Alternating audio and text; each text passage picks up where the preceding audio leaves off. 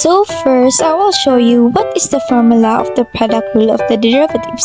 So the formula of the product rule of the derivatives is d over dy equals f of x times g of x equals f of x times g of x prime plus g of x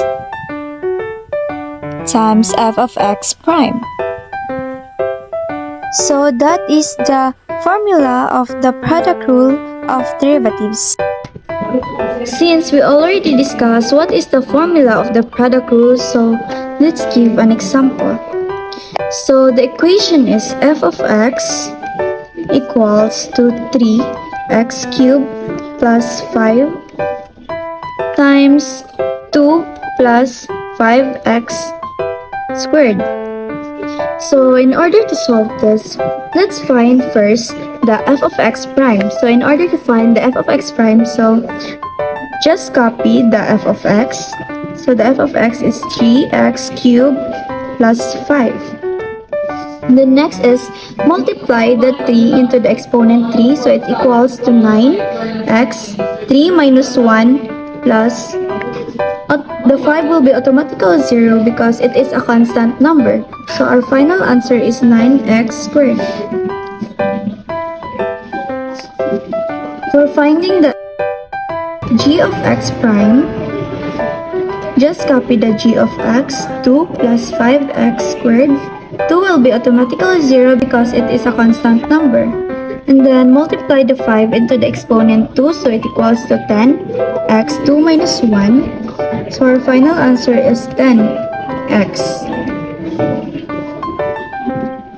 The next step is just follow the rules. So f of x, so our f of x is 3x cubed plus 5 times the g of x prime. So our g of x prime is 10x plus g of x 2 plus 5x 2 times the f of x prime 9x squared, and distribute the f of x to the g of x prime. So 3 times 10x, so it equals to 30. Add the exponent 3 and 1 because it has an imaginary 1, so it equals to 4. And then 5 times 10 is equals to 50x. Next is distribute the g of x to the f of x prime. So 2 times 9 is equals to 18. Copy the x squared, and then 5 times 9 is equals to 45. Add the exponent 2 and 2, so it equals to 4. So the next step is combine their like terms. So in order to combine their like terms, we must start from the biggest exponent to the lowest exponent. So the biggest exponent here is the 4. So add the 30 and 45, so it equals to 75x. Copy the x4 plus 18x and then 50x. So our final answer is 75 to the power of 4 plus 18x squared plus 50x.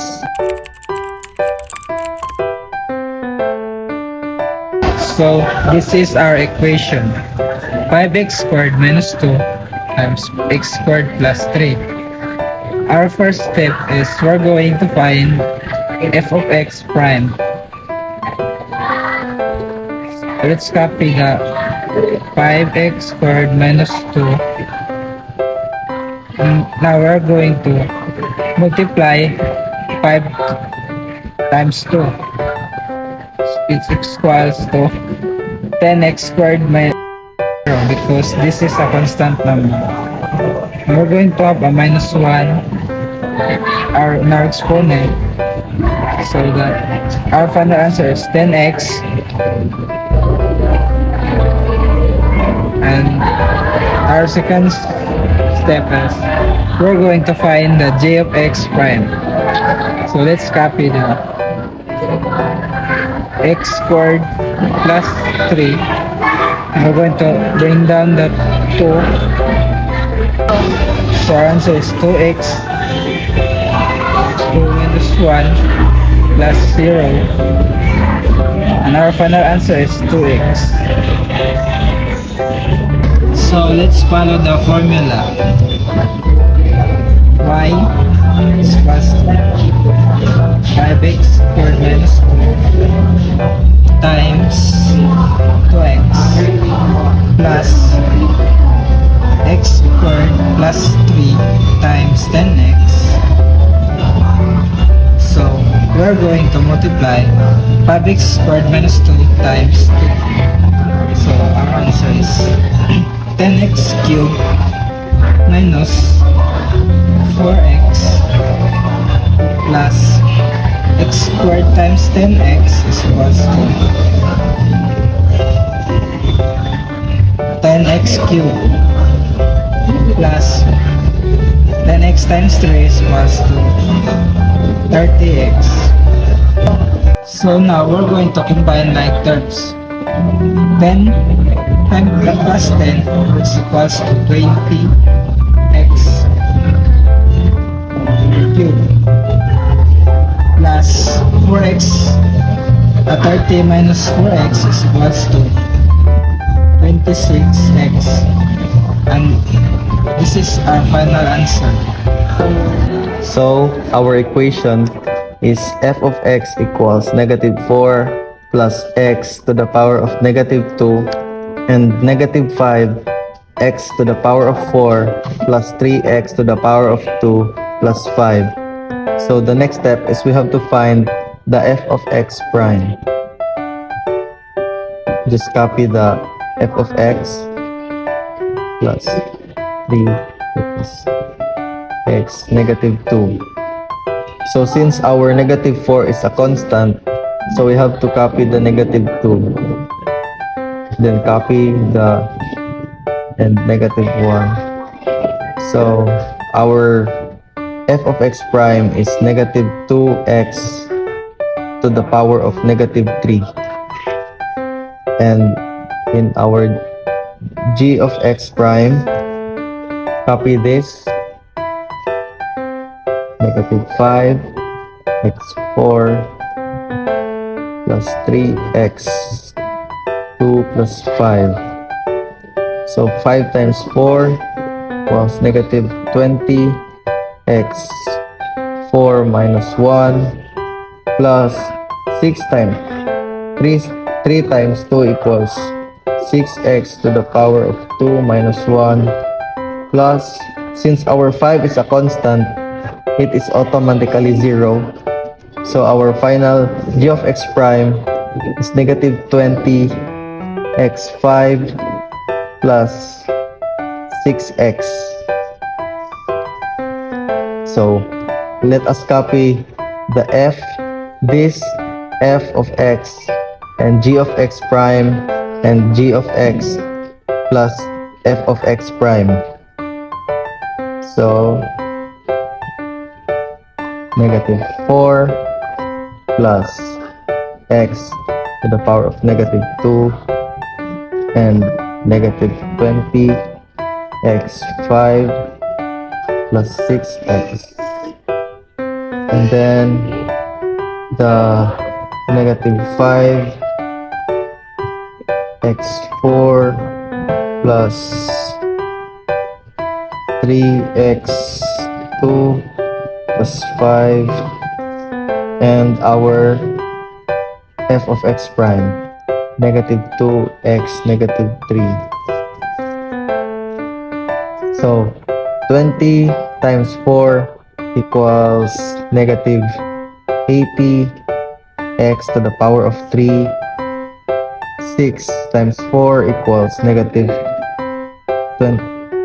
24 x, and bring down the 20 and also the 6 x negative 1 plus 10. 5 times 2 equals 10 And 3 times 2 equals 6. X to the power of 2 minus negative 3 equals 1. And negative 10x to the power of 3. So we have to cancel the same numbers. So 6x to the power of negative 1 and bring down negative 80 x to the power of 3 plus 34 x negative 10x to the power of negative 3, and our final answer is negative 80 x to the power of 3 minus 34 x minus 10 over x to the power of 3. So this is our equation. F of x equals 5x squared plus 3x cubed plus 2 times negative 2x cubed plus 5x to the power of 4 plus 6. So this is our f of x and our g of x. Let's proceed to the findings of our f of x prime. So let's copy the f of x equation. 5x squared plus 3x cubed plus 2. And 5 times to the exponent 2 is equals to 10x 2 minus 1 plus 3 times to the exponent 3 is equals to 9x 3 minus 1 plus 0. Since this number is a constant, it is automatically 0. Then our final result is 10x plus 9x squared. And now let's proceed to our g of x prime. Again, let's copy our g of x equation. Negative 2x cubed plus 5x to the power of 4 plus 6. Negative 2 times to the exponent 3 is equals to negative 6x 3 minus 1 plus 5 times to the exponent 4 is equals to 20x to the power of 4 minus 1 plus 0. And our final result is negative 6x squared plus 20x cubed. And now let's follow the formula, which is f of x times g of x prime plus g of x times f of x prime. So our f of x is this 5x cubed plus 3x cubed plus 2. And our g of x prime is this negative 6x squared plus 20x cubed. And our g of x is this negative 2x cubed plus 5x to the power of 4 plus 6. And last, our f of x prime, 10x plus 9x squared. And now, let's distribute our f of x to our g of x prime. 5x squared times 6, negative 6x squared is equals to negative 30x to the power of 4 plus 5x squared times 20x cubed is equals to 100x to the power of 5. Then, our 3x cubed times negative 6x squared is equals to negative 18x to the power of 5. Then 3x cubed times 20x cubed is equals to positive 60x to the power of 6. 2 times negative 6x cubed is equals to negative 12x cubed. And 2 times 20x cubed is equals to positive 40x cubed. Then, minus negative 2x cubed times 10x is equals to negative 20x to the power of 4. The negative 2x cubed times 9x cubed is equals to negative 18x 5. Then 5x to the power of 4 times 10x is equals to positive 50x to the power of 5. And 5x to the power of 4 times 9x cubed is equals to positive 45x to the power of 6. And 6 times 10x is equals to positive 60x. Then 6 times 9 squared is equals to 54x squared. And our y prime. And now let's combine their like terms from the highest exponent to the lowest. First, 60x to the power of 6. Then our 45x to the power of 6 is equals to 105x to the power of 6. And our 5, 100x to the power of 5, 18x to the power of 5, 18x to the power of 5, and 50x to the power of 5. So the result is 114x to the power of 5. And next, the 4, 20x to the power of 4, and negative 30x to the power of 4. So the result is negative 50x to the power of 4. And our 3 is equals to positive 40x cubed. Then negative 12x cubed squared rather, and 50x squared, which is 42x squared. And last, the 60x plus 60x. And this is our y prime. So our equation is f of x equals negative 12x squared minus 9 fifth root of x cubed plus 8 times 3x cubed plus 9. So first, we need to transform radical form to exponential form. Copy negative 12x squared minus 9x 3 over 5 plus 8.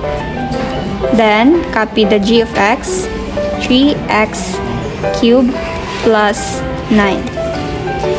Then find the f of x prime of negative 12x squared minus 9x to the power of 3 over 5 plus 8. So f of x, copy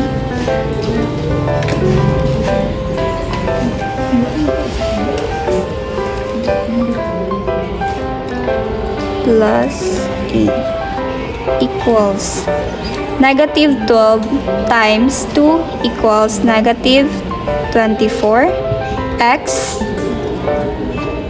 2 minus 1 equals 1. So the minus 9 times 3 over 5. So to find that, we need to multiply 9 times 3 equals 27 over 5x. So next, 3 over 5 minus 1. 5 times 1 equals 5. 3 times 1 equals 3.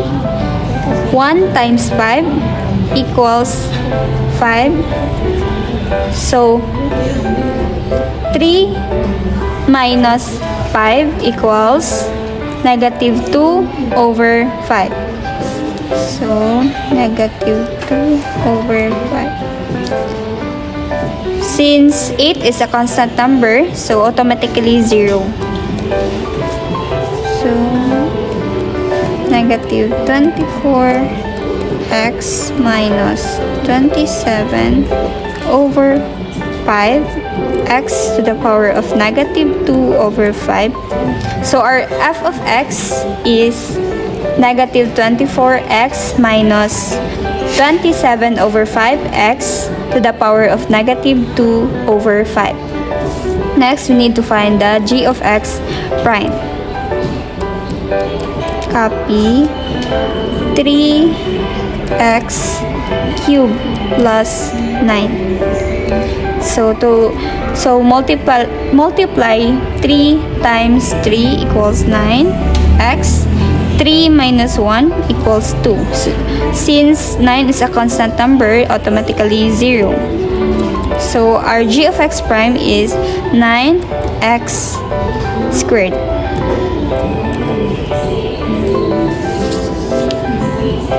So we need to follow the formula which is f of x times g of x prime plus g of x times f of x prime equals, we need to find the value of f of x, which is negative 12x squared minus 9x to the power of 3 over 5 plus 8. Next, we need to find the value of g of x prime, which is 9x squared, plus find the value of g of x, which is 3x cubed plus 9. And lastly, we need to find the value of f of x prime, which is negative 24x minus 27 over 5x to the power of negative 2 over 5. So distribute f of x to the g of x prime. So to distribute that, we need to multiply negative 12x squared times 9x squared. So first, multiply 12 times 9 equals negative 12 times 9 equals negative 108x. 2 plus 2 equals 4. Next, multiply negative 9x to the power of 3 over 5 times 9x squared. So 9 times 9 equals 81. X 3 over 5 plus 2 equals 3 over 5 plus 2 equals 5 times 1, 5. 3 times 1, 3. 2 times 5 equals 10. 3 plus 10 equals 13 over 5. So 13 over 5. Next, multiply 8 times 9x squared. So 8 times 9 equals 72x squared. So next, we need to distribute the g of x to the f of x prime. So first, multiply the 3x cubed times negative 24x. So 3 times 24 equals 72. X 3 plus 1 equals 4. And then multiply 3x cubed times negative 27 over 5x to the power of negative 2 over 5. So to find that, we need to multiply 3 times 27 equals 81. Copy 5 over 5. X 3 over 1 plus negative 2 over 5 equals 1 times 5 equals 5. 3 times 5 equals 15. Negative 2 times 1 equals negative 2 equals 15 minus 2 equals 13 over 5. So 13 over 5. Next, 9 times negative 24x equals negative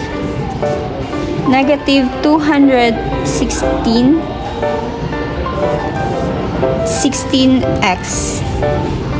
And then lastly, multiply 9 times negative 27 over 5 x to the power of negative 2 over 5. So 9 times 27 equals 243 over 5 x, then copy negative 2 over 5. Then next, combine like terms.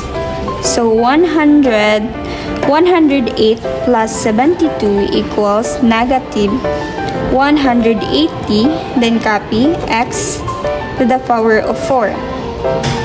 Then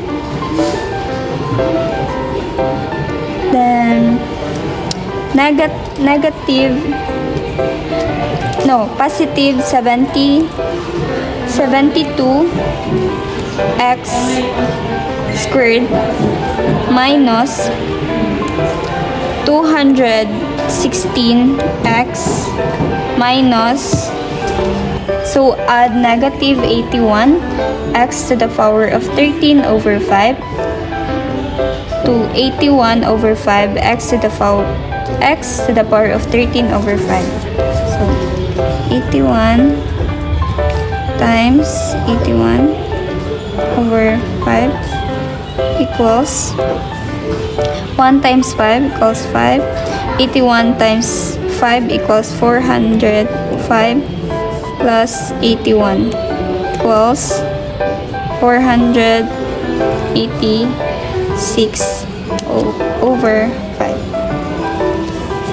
So 486 over 5 x to the power of 13 over 5.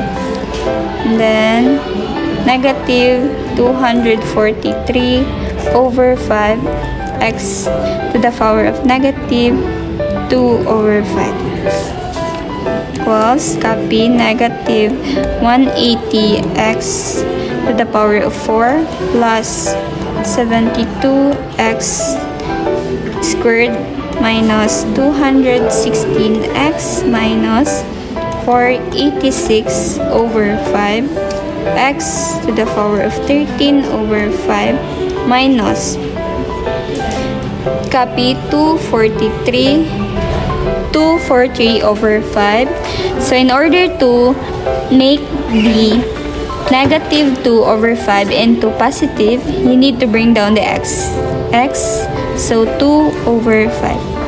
So our final answer is negative 180 x to the power of 4 plus 72 x squared minus 216 x minus 486 over 5 x to the power of 13 over 5 minus 243 over 5 x to the power of 2 over 5.